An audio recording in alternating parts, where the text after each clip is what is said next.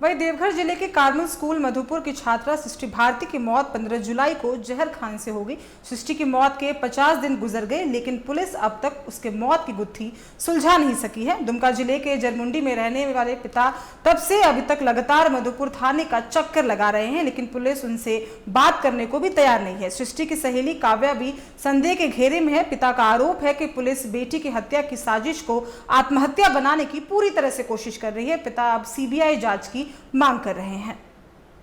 15 साल की सृष्टि भारती अब सिर्फ तस्वीरों में ही जिंदा है।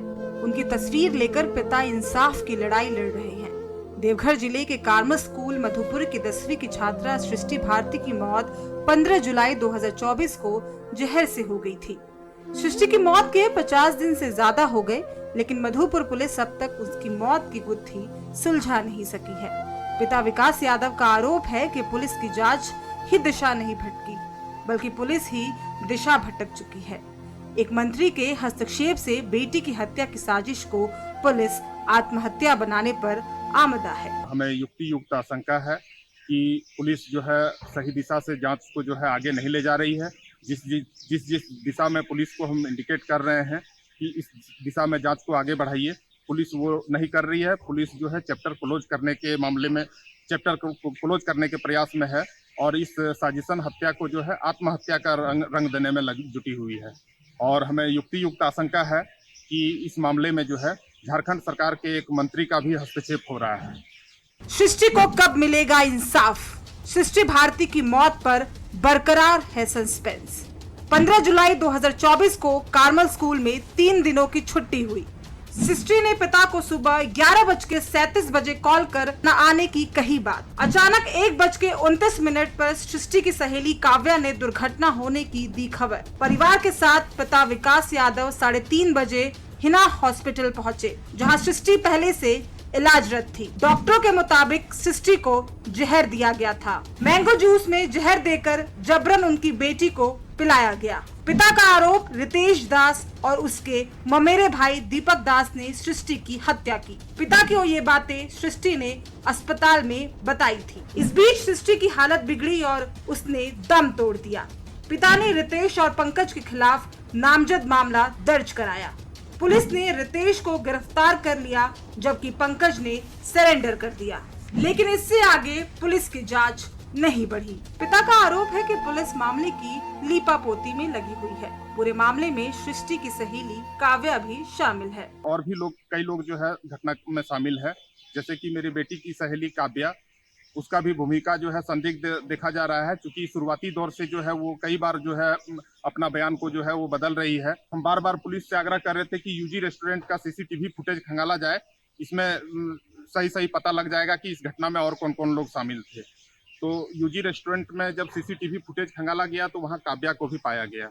पिता का आरोप है कि काव्या ने ही उसकी बेटी को हथियारों के सुपुर्द किया, जहां मैंगो जूस में सल्फास की गोली मिलाकर सृष्टि को पिला दिया गया। मेरी बेटी को वो रेलवे स्टेशन न पहुंचा करके वो जो है यूजी रेस्टोरेंट लेकर के गई और हत्यारा रितेश रंजन और दीपक के हवाले करके वो वहां से कुछ देर बाद जो है निकल गई। और मेरी बेटी की हत्या मतलब उनको पॉइजन पिला देने के बाद उसके बाद जैसे वही लड़की हमको सूचना दी, मेरी बेटी की सहेली ही कि अंकल सृष्टि का एक्सीडेंट हो गया है।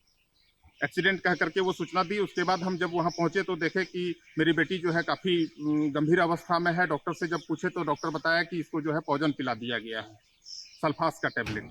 आरोप है कि केस के जांच अधिकारी यूसुफ मलिक का रवैया भी बदल गया है। वो ना मिलते हैं न फोन उठाते हैं। उल्टा आरोपी रितेश को जुवेनाइल का फायदा देने की कोशिश हो रही है, जबकि दस्तावेजों में रितेश जुवेनाइल नहीं है। सृष्टि के पिता झारखंड सरकार से सीबीआई जांच की मांग कर रहे हैं। झारखंड सरकार से मांग करते हैं कि इस मामले में जो है उच्च स्तरीय जांच किया जाए, ताकि दूध का दूध और पानी का पानी हो जाए। इस मामले को जो है सीबीआई को हवाले किया जाए।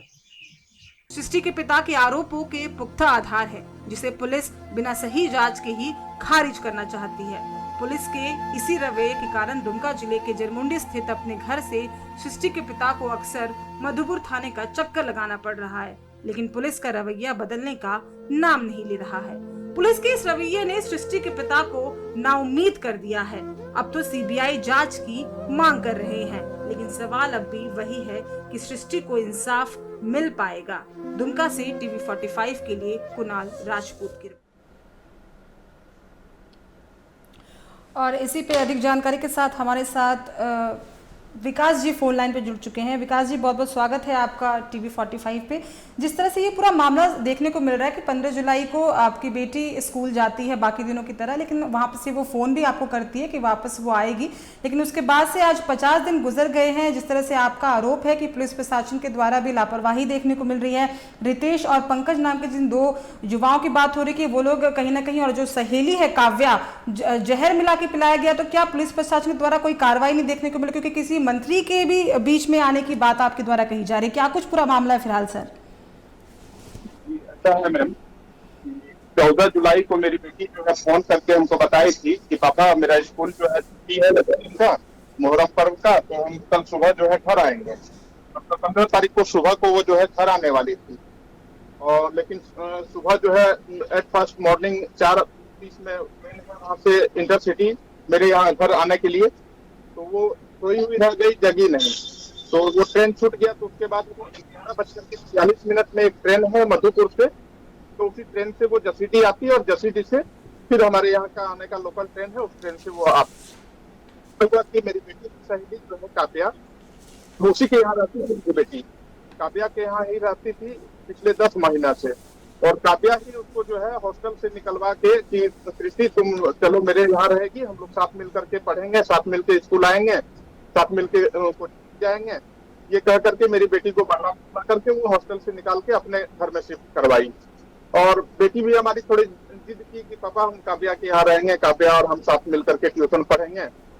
तो हम भी सोचे कि ट्यूशन का सुविधा है वहाँ, तो चलो ठीक है रहो, लेकिन बेटा मन लगा के पढ़ना। तो बेटी हमारी पढ़ाई ठीक से मन लगा के कर रही थी, लेकिन फिर बीते 15 तारीख को जो है मेरी बेटी घर आने वाली थी, और मेरी बेटी की सहेली काव्या जो है वो उसको स्टेशन ड्रॉप करने के लिए घर से निकली, और उसको स्टेशन ड्रॉप न करके उसको जो है यूजी रेस्टोरेंट लेकर के चली गई।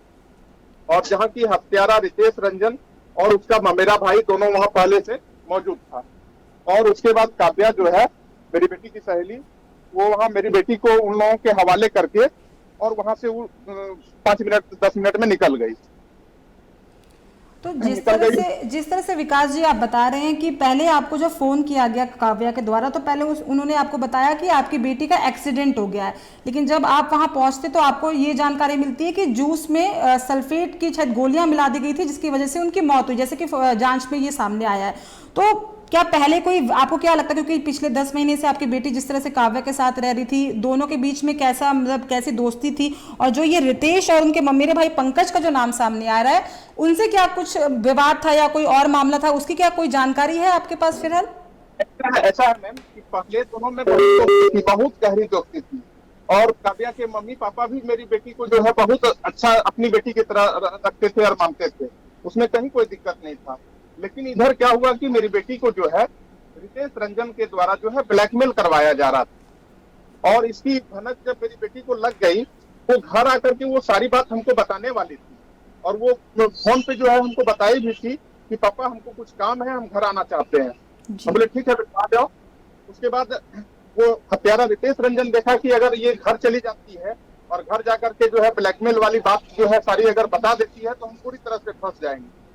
तब वो रितेश जो है अपना ममेरा भाई दीपक, जिसका जो कि काव्या का बॉयफ्रेंड, वही दीपक और रितेश मिलके प्लानिंग किया और काव्या को अपने विश्वास में लिया, अपने विश्वास में लेकर के, और सृष्टि का जो है मेरी बेटी का हत्या का ये लोग प्लानिंग रचा, और प्लानिंग रच के मेरी बेटी को जो है यूजी रेस्टोरेंट से देवघर ले जाने का बात कर करके कि चलो तुमको सृष्टि हम देवघर छोड़ देंगे, उसके बाद जो है तुम वहां से चली जाना घर। और बस वही रेस्टोरेंट से जैसे निकली, उस रास्ते में कहीं जो है वो कोल्ड ड्रिंक खरीदा, कोल्ड ड्रिंक खरीद के उसके पास पॉइजन का वो सल्फास का जो टैबलेट होता है पॉइजन, वो 8 पीस उसके खरीद के वो रखा था पहले से, और उसी मैंगो जूस में मिक्स करके मेरी बेटी को पीने के लिए दे दिया कि तुम सृष्टि ये कोल्ड ड्रिंक्स पीते पीते चलो, हम स्कूटी ड्राइव कर रहे हैं। उसके बाद मेरी बेटी को जो है चक्कर सा आने लगा होगा, तब जो है वो स्कूटी रोका, स्कूटी रोक के जो है सुनसान जगह में सुनसान जगह में, वहां पे रोड से करीब 20 फीट दूरी पर एक महुआ का पेड़ है। उसी महुआ का पेड़ के महुआ का जो पेड़ है, उसी पेड़ के पीछे तरफ में जो है मेरी बेटी वही लेटी और लेट करके जो है वो पापा पापा पापा पापा बोल के करा रही थी। उसी दौरान जो है दो राहगीर वहां से गुजर रहा था। वो लोग देखा कि अभी जस्ट एक स्कूटी निकली और इसी स्कूटी में जो है एक लड़का एक लड़की था, और यहाँ सुनसान जगह में स्कूटी खड़ा है, तो वो लड़का लड़की कहाँ है? वो राहगीर जब ढूंढने लगा तब देखा कि यहाँ पर है महुआ पेड़ के पास। उसके बाद देखा कि मेरी बेटी जो है पापा पापा बोल के करा रही है और उसके मुंह से जो है झाग निकल रहा है। तब वो लोग राहगीर लोग पूछा कि अरे इसके मुंह से झाग निकल रहा है, क्या हो गया इसको? कहीं तुम इसको जहर तहर तो नहीं पिलाती हो? तो बोला, पूछा कि ये कौन है ये लड़की?